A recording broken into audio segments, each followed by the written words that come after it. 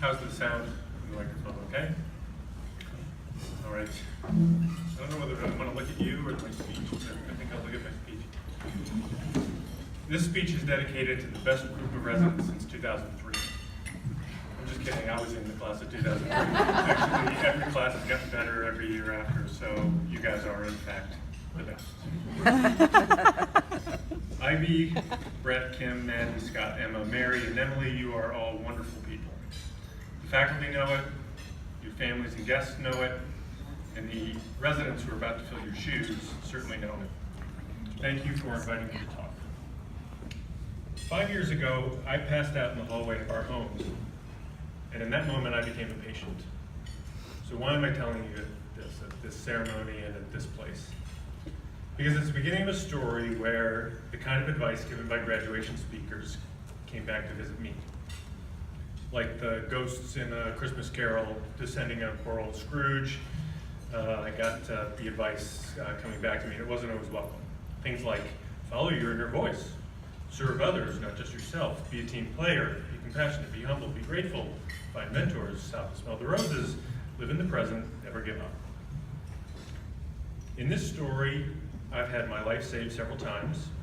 I've been told there's nothing that can be done. I've met heroes, I've been bathed in love, and I've experienced overwhelming doubt, and I felt terribly afraid. So by being impatient, I finally have a relevant story to tell doctors. I didn't want to be a character in this story, but when I became aware that I was in a big story, I tried to tell it in a way that made sense to me. Now I'm going to try to put it in the context of a graduation dinner speech. Here it goes. So now, for you doctors, the right answer to the care of the patient who loses consciousness with hematemesis at home is A, call the rescue squad, B, treat at home with Nexium, C, have the patient drive themselves to the emergency room, or D, wait for friends to come and watch the kids so that your spouse can drive you to the emergency room. My inner voice chose D, but I considered B and C also. So graduation speaker point number 1 is follow your inner voice, but get good direct feedback on this whole inner voice thing, because your inner voice may be in fact be a moron. And at times avoid reality, procrastinate, harbor self-doubt, and handle emergencies badly. So the advice to follow your inner voice needs to be coupled with the advice find mentors. Marry one. Listen to yourself, but then open up and share the decision making. I've now been hospitalized 6 times for GI bleeding, and the inner voice in me still says, why don't you ski one more run, because what if this is the last chance you get to go skiing? Now that's taking the live in the present advice a little bit far, but each time I've had my life saved by the most caring, compassionate, skilled people I already knew but didn't fully know, the doctors in my own hospital. I'll tell you the patient experience is a little overrated. I'm embarrassed that I throw up when the guy wheels the bed too fast on the way to the CT scanner, and I'm always wondering where my underwear is gone because it's the lucky dare to your last home game pair, and I'm back. So many memories. So here's what I noticed. Don't take this the wrong way, but nurses mattered more to me than the doctors. I needed the plans and skills from the doctors, but the nurses humanized the experience of being helpless. The best ones completely tuned into my situation.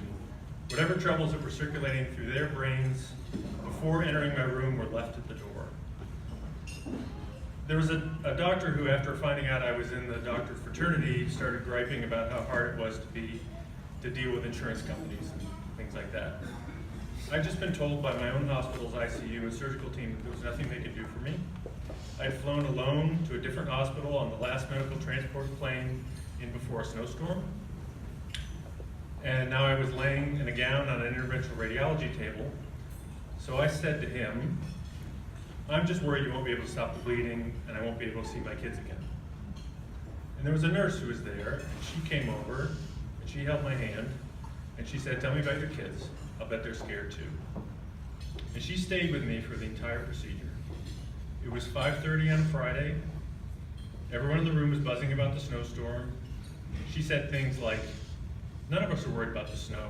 We're going to stay here with you as long as it takes. And after 5 hours, that team stopped bleeding. and the doctor, in my mind, became brilliant and kind. And I learned later that some of the team slept in the hospital that night rather than risk the snowy roads. So graduation point, speaker point number 2, you can't reassure someone until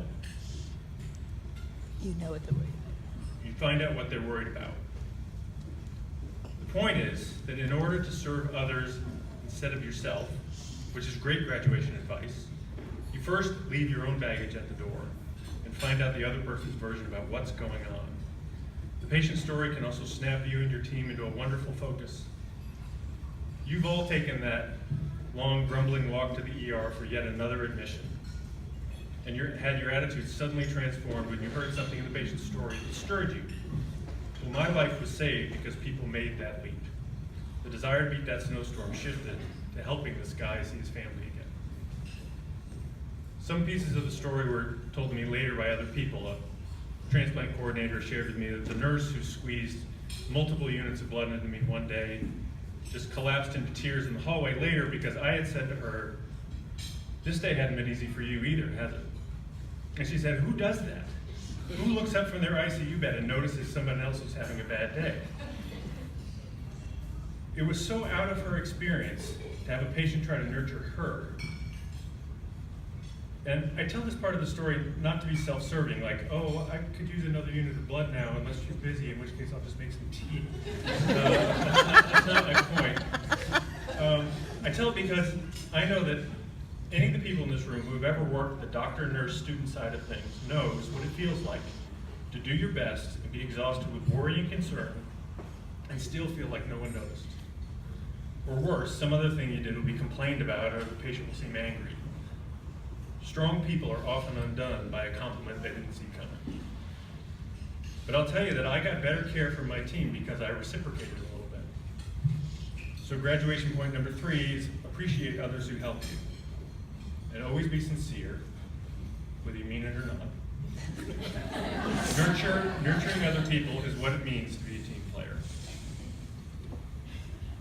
In family medicine, especially at highly specialized academic hospitals like UVA, I'm often uneasy with our specialty colleagues, I'll admit it. They usually don't see my successes, only my referrals, and I can feel insecure when I'm up on someone else's turf. So I overcompensate by promoting the notion that we primary care doctors get it and they don't.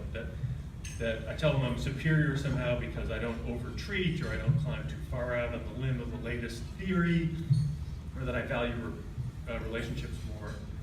And I love the philosophy behind family medicine. However, as a patient, I've learned that family physicians do not have a monopoly on compassion, a sense of service, or a disdain for the system of for-profit medicine. I met gifted specialists who made tremendous sacrifices and connected with me well above and beyond what I expected. I can tell you also that they hold generalists in very high regard. So graduation point number 4, name your insecurities, hold them in abeyance, and don't let them tarnish your relationships. Essentially, I'm suggesting triaging some expectations and insecurities as unhelpful baggage. The most remarkable and surprising thing about becoming a sick person was how much people rallied to my cause. Andy Lockman, who is not here tonight, he spent a night with me on the wards so I wouldn't be alone. In the ER, I had introduced Andy as my partner. Now, Andy and I worked together, but Andy enjoyed spouse status. Until they figured that out. But anyway, he got to stay with me. Friends drove our children 4 hours each way so they could visit me at Duke Hospital. The people in this room sent flowers, made tear-jerking videograms, and came to visit. Family practice residents at Duke rounded on me, not because I was on their service, but because they heard on Facebook that there was a family doctor in trouble. Emails and posts reached nuns in India who let us know that they were lighting candles. And there was a misaddressed email that went randomly to a Muslim cleric in Syria. And instead of deleting it, he replied that his mosque would pray for me. Syria, where the world is exploding, people tend to spend time praying for a stranger in an American hospital. The humanity of that is staggering to me. Parents of a friend who I never met stayed up all night in a prayer vigil for me. You brought books, visited, sat with me for hours. You donated blood even before the official drives happened. You helped us talk with our kids about what was going on. You took portraits of our family to preserve the joy of our reunion when I got home. And our family lived for months on wonderful meals brought to our home by all of you. So graduation point number 5, the world is largely full of love. Build relationships in it. If you can, stay in the same place. I've been a colleague with these faculty for 16 years. Karen and I have been in Charlottesville for 22. Try to choose relationships over money and prestige when you can. In March, I needed emergency surgery. And when they told me that I needed long-term IV nutrition, I saw a future of limited mobility.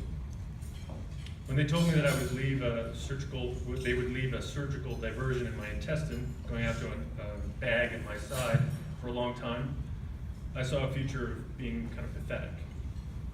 When they told me that I would also need a transplant, I would need frequent hospitalizations for a year or more, I saw a future of dependency. I didn't like the view of the future. But I heard at a graduation speech once that nothing ever happens in the future. What happens, happens now. And gradually, I've stopped looking too hard at events I can't predict or control. There was this time when I was really hurting from a post-op bowel obstruction and the medications weren't helping, and I just meditated on these fantastically yellow tulips that were sitting on my bedside table. And someone told me that cultivation of non-edible, beautiful flowers was mankind's first and earliest relationship to art. I imagine cave people tens of thousands of years ago protecting flowers for no other reason than they were beautiful. And that night in the hospital, life was good. I had something beautiful to look at. So graduation point number 6, live in the moment and keep something beautiful nearby. So what does that mean, live in the moment? Am I not supposed to plan or defer or fear or hope? My doctors tell me I should have a transplant and the 3-year survival rate is 60% for that procedure. Of course I hope I'll be luckier than the population that made up that statistic. And I pray that they'll make some new advance, and I fear for what will happen. But I think the best advice is not to hope, fear, or plan so much for your future that you forget to live in the life you actually have right now. Formally, I guess this is called mindfulness. But tonight, on the verge of the next step, you're probably fretting about moving, mortgages, contracts, and of course, Brexit. But take this moment to feel proud of yourself. See the love and the respect of the eyes of the people at your table. Take in the beautiful room and the delicious food. It's a privilege to be here. You're the next generation of primary care doctors. You'll advance knowledge, you'll fix our healthcare system, and you'll help many people. As you go forward, remember my story. Of course, plan, show grit, sacrifice, defer gratification, all the things that drive success. But also ask your inner voice to tell you if you're living in the moment, building loving relationships, appreciating others, and noticing beauty every day. If not, share your inner voice with your trusted mentors. We, the faculty, ask to be included in that group. The road doesn't have to end here. When life throws you a curve, count us in. So congratulations on your successes. Thank you for serving your patients in the department so well. I will miss each of you. And know that for this, the best graduating class ever, most of the advice I've given is just a reminder to keep doing what you already do so well. Thanks.